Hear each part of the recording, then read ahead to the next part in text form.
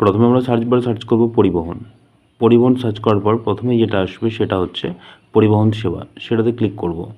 এরপর বাম সাইডে 3 ডটে ক্লিক করব। 3 ডটে ক্লিক করার পর vehicle related service.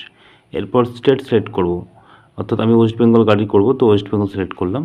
West Bengal select করার পর উপরে লেখা আছে ভেহিকেল রেজিস্ট্রেশন নাম্বার, এটাতে ক্লিক মারব।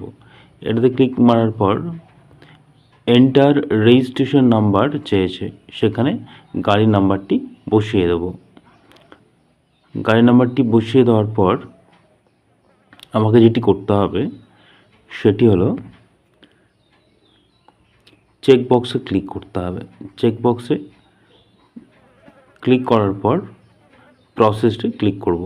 এরপর আরেকটি পপ আপ আসবে হলুদ রঙের প্রসেস, সেখানেও আমি ক্লিক করব। এখানে ক্লিক করার পর আমি পেজটাকে স্ক্রল করব। স্ক্রল করলে নিচের দিকে